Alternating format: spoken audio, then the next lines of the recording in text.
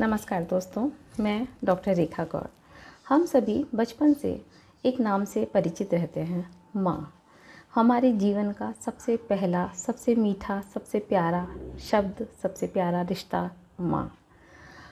माँ के ऊपर एक छोटी सी कविता मैं आपको सुनाना चाहती हूँ। अक्सर माँ डिब्बे में भरती रहती थी, कभी मठरियाँ, मैदे के नमकीन, तले हुए काजू और कभी मूंगफली। अक्सर माँ डिब्बे में भरती रहती थी, कभी मठरियाँ, मैदे के नमकीन, तले हुए काजू और कभी मूंगफली। कभी बेसन के लड्डू और कभी गाजर का हलवा। आहा, कभी खट्टा मीठा नींबू का अचार।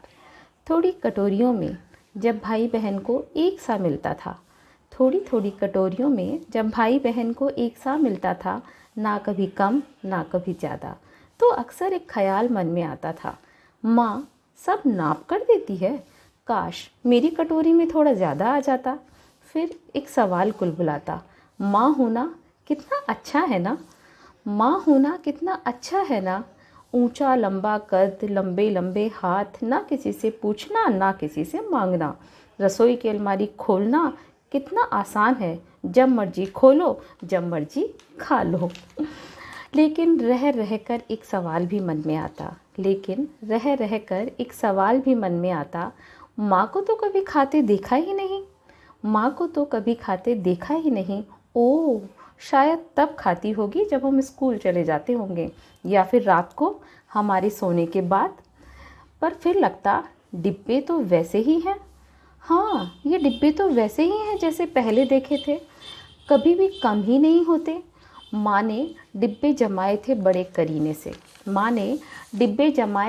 करीने से, बिन खाए मठरी, नमकीन या लड्डू। ओ, अब समझी, शायद माँ को ये सब पसंद नहीं है।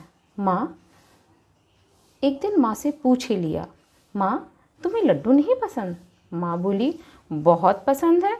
अब तो माँ मेरे लिए पहेली बन गई। माँ, जब तुम्हें सब पसंद है तो खाती क्यों नहीं? क्या डरती हो पापा से? माँ हंसी, बोली, पगली है तू, मैं भी कभी बहुत खाती थी, मैं भी कभी खूब खाती थी जब मैं तेरे जैसी बच्ची थी। अब माँ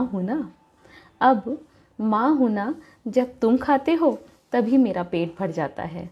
अच्छा छोड़ो, अब जाओ खेलो। अभी तुम नहीं समझोगी, जब तुम बड़ी होगी तब समझ जाओगी। आज इतने अरसे बाद बच्चे की पसंद की चीज़ें बनाती हूँ, भरती हूँ सुंदर खूबसूरत डिब्बों में, मन ही मन बचपन याद करती हूँ।